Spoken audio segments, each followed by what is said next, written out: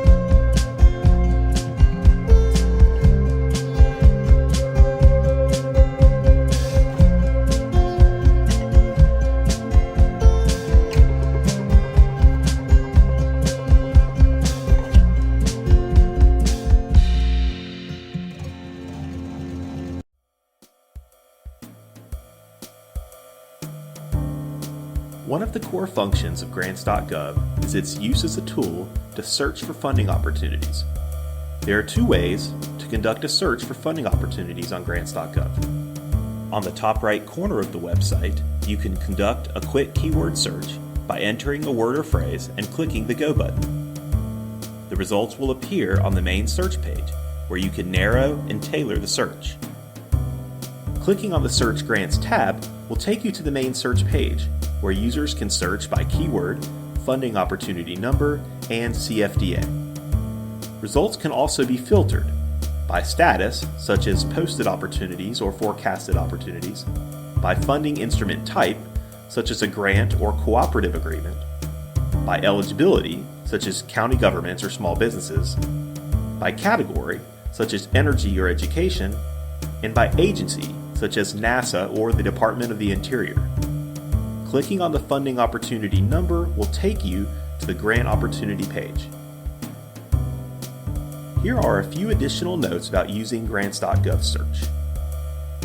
Search results data can be exported as a CSV file by clicking the Export Detailed Data link on the top right corner of the search results grid. Searches can also be saved and managed, provided that you are a registered user and are logged in. When browsing search results, click the Save Search button. You will then be able to give the saved search a name. You can manage your saved searches by clicking on the Manage Searches link and selecting either to edit or to delete the saved search. Moving forward, When a new opportunity meeting your search criteria is posted, you will receive an email notification. Questions about this video or another grants.gov topic? We encourage you to make full use of grants.gov's online training resources.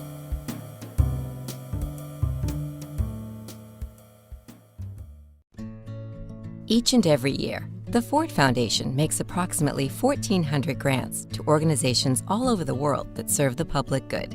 We fund a broad range of issues, but at the heart of our work is a belief that all people deserve the opportunity to fulfill their potential, contribute to society, and have their voices heard. Our grant-making tackles the systems and structures that keep those opportunities out of reach for many communities. Each of our areas of work, from education to human rights to economic fairness, is overseen by teams of program officers. These teams are experts in their fields, with years of experience and deep ties to the communities with which they work. How do grants get made? Based on their extensive knowledge of the most pressing issues in their fields, program teams seek out people and organizations with bold ideas and scalable solutions. The teams work with prospective grantees to create grant proposals to support those solutions. Grant applications may also be submitted through the Ford Foundation website. But in a typical year, less than 1% of unsolicited applications receive a grant. How are proposals reviewed? Once a proposal is selected for funding, it goes through a thorough review, which ensures we comply with all legal requirements for charitable giving. We hold ourselves to the highest standards of accountability. The Foundation then formally approves the grant and issues an official grant letter. How are grants monitored? Through visits, convenings, and written reports, program teams maintain close communication with the people and organizations they support, learning about their progress and challenges. It is a privilege to work on the front lines of social change with these visionary leaders and organizations, and it is our mission to support them transparently and responsibly. Hi everyone, this is Ashley from Greater Good Consultants, offering you solutions for STEM education. Today we're going to talk about funding solutions, so we're talking about grants. I'm going to give you a quick overview of how to use grants.gov, which is your one-stop shop for all funding opportunities offered through federal government entities. So there's a lot to this website. Take some time to learn, check out their tabs, their videos, lots of great resources. But today we're going to talk about how to use this website to search for grants. So we'll start by pressing the Search Grants tab. And one of the easiest ways to use grants.gov, in my opinion, is to filter through some of these searches. Without filtering or using any criteria, you'll see there's over 2,000 results to go through. So that's just a huge waste of time. So filter it, narrow it down for yourself. Where I start is I uncheck forecasted because there's no guarantee that those are going to even happen. So might as well not waste my time looking for those. Another one that I automatically go to check or use would be the keywords. So say I am a STEM nonprofit that offers after-school programs for computer education. I can filter myself right away by typing STEM. I could have just as easily typed computing, but I think the more broad your keyword, the better, and then the less risk there is of missing something. So I'm going to uncheck forecasted. Like I said, there wasn't any in this case, but now you can see it brought it from over 2,000 to under 100, so much more manageable of leads to have to go through. There's also other ways to search and filter. You can search by different funding types. Usually it's going to be grants though. Eligibility, so if you happen to be looking for something for specific areas or institutions, say you are a for-profit organization that has a new ed tech solution, you'll want to click that one that relates to you. The default for all of these though is all eligibilities and will be the best chance that you have to find the most opportunities. Then again, similar to the others, there's different categories. So if you know you definitely want it within the Department of Education or the field of education, you could click education. Again, it just defaults to all. Same with the agency. If you know there's a certain agency you want to look through, that's one way to filter it. Otherwise, just keeping it all agencies will give you the most results. So that's how to filter and make your job a little bit easier. A quick overview of what you're looking at here. So the actual results. The opportunity number we'll get to. The opportunity title is what the grant program is called. The agency is who's giving it. So I don't know all of these off of the top of my head, but I know this is NSF, this is Department of Defense. Posted just means that it's open. The day that it was posted is here, and the close date, which sometimes can be tricky though because it's not always the deadline. So you have to be careful there. Don't go by the close date. You have to see within the program solicitation. So we'll start with this one. So I said earlier as for this example, I'm a STEM nonprofit that I offering computer education after school programs. So that looks like it might relate to me. And the only way you'll really know is to actually click on it and try to take a look. This landing page is also still limited though. So I would scroll down and start to read the description. So does the description align in general with what you want to do? If no, go back and find another one. If yes, then take a look up here, make sure everything aligns. And if you still think that it's a good fit, then you want to see the actual solicitation. So again, down in this additional information box, there'll always be a link to additional information. That link, when you click it, takes you to the landing page to be able to download the program solicitation. I like it best in PDF. So the program solicitation is the big kahuna. It's everything you would ever want to know about this specific grant opportunity. They are very large documents. This one is only 12 pages, which is actually kind of short. But this is where it will tell you everything you ever need to know. So the deadline, important information, revisions, what it's about, required information, contact information, award amounts, eligibility, everything is in this document. And you will read it a minimum of 10 times at least to be able to write a really powerful federal grant proposal. So that's an overview of how to search grants. If you need any help, feel free to check me out, greatergoodconsultantsct.com.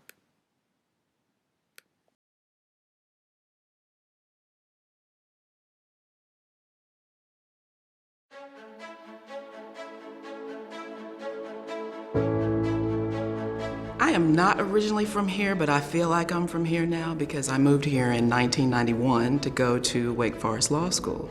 And little did I know we would stay here all these years. So my husband and I bought a house, had our family, and we've been here now for, it'll be 28 years this summer. I'm executive director of the Simon Green Atkins Community Development Corporation and was started by Winston-Salem State University in 1998. It's been a lot of fun and a lot of hard work, but we're growing. We feel like we're making a difference in the community. Community development corporations are very important to the work that happens in neighborhoods because we are connected to the residents of these neighborhoods. We try to guide all of our work based on the needs and input of the community. The Atkins Community Development Corporation focuses on the neighborhoods near Winston-Salem State, and we work on housing in those neighborhoods. We work on small business development and job creation, and we work to just support the goals of the community residents. So being connected to the residents is what makes us, I think, unique and makes our work extra special. Winston-Salem Foundation's grant support has been critical for the benefit of Atkins CDC. We've been able to create the Enterprise Center, which is a 40,000 square foot business incubator. We've been able to build affordable homes. We've been able to work with neighborhood associations, start a community garden, and just been a great partner as we've tried to grow and increase our impact in the community. My goal and my hope is just that we can all come together as people who are concerned about the community to improve the quality of life, to improve the quality of housing and access to opportunity, and to just create an economy, a local economy that includes everybody and has opportunity for everybody.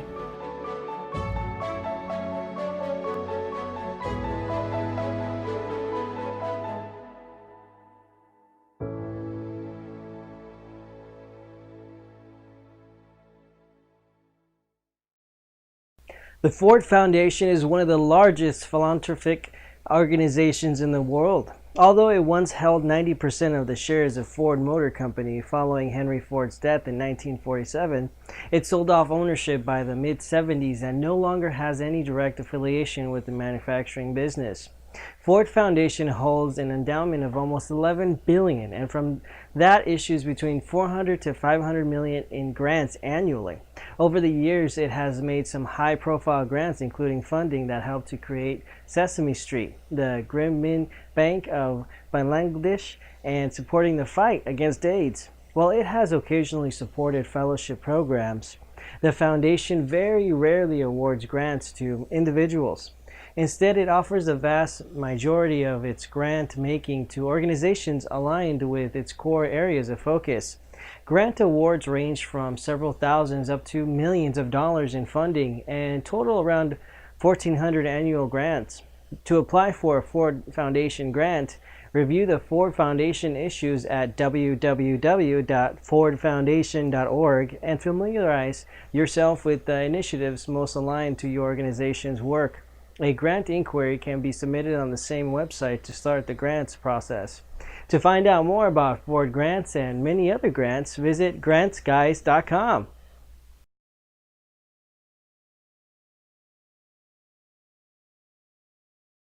Well, I am the Vice President of the Foundation, and obviously Flint is a very important city to General Motors and the Foundation. This year, we're here to give out grants totaling $80,000 for 10 different organizations within the region of Flint. But more importantly, this adds up to a total of over $1.2 million that we've given over the last 5 years to organizations that help Flint with education, things in the community, environmental quality, any type of organization that impacts community development, education, and health and human services. So you guys that are receiving that money should be very proud, because obviously there's a lot of need here in the Flint area, and you were chosen to be honored by the General Motors Foundation to receive a grant. So your work is very fulfilling to you, but more important, it is serving a need for the community. So thanks for all you do. And without further ado, we'll bring on the money. The first organization is Big Brothers Big Sisters of Genesee County. Boys and Girls Club of Greater Flint. The Water and Woods Field Service Council, Boy Scouts of America. The Flint River Watershed Coalition. We are so thankful to the General Motors Foundation for their support of our Flint River Green program. And while we're here with all the other recipients of the GM Foundation, we're going to be taking them out to the river. They're going to be putting waders on, getting in the river, taking some samples, and then they're going to be going through some of the tests that we do with our Flint River Green students. Food Bank of Eastern Michigan. The Food Bank of Eastern Michigan is so grateful for the GM Foundation for funding Food Bank's backpack program this year. We are going to be supplying children with backpacks to take home on the weekends. They're going to be taking home 2 breakfasts, 2 lunches, 2 dinners, and several snacks every weekend for at-risk children of hunger. Girl Scouts of Southeastern Michigan. The Hispanic Technology Community Center. Junior Achievement. Priority Children. We are just so thrilled at Priority Children with the support from the General Motors Foundation. It helps us to continue our mission of improving the quality of life for children and families in Genesee County. Thank you, thank you, thank you, GM Foundation. Shelter of Flint. Sloan Museum. Wounded Warriors. And the YWCA Safe House. The YWCA is thrilled that the GM Foundation has donated $10,000 to our safe house. Because of GM's donation, the YWCA will be able to provide safe emergency shelter to over 450 women and children who are escaping an abusive situation. We're very excited here to be here at the Nature Center because General Motors was one of the original founders of Earth Force Green, and the sampling program that's done here at the Nature Center is very important to us. Important both for the environment, but also important because we're getting kids interested in science, specifically STEM, and we're also bringing our GM volunteers here, which they're being mentors to these kids and getting them excited to pursue careers in environment, science, and math, which is very important to the future of Flint and to the United States in general.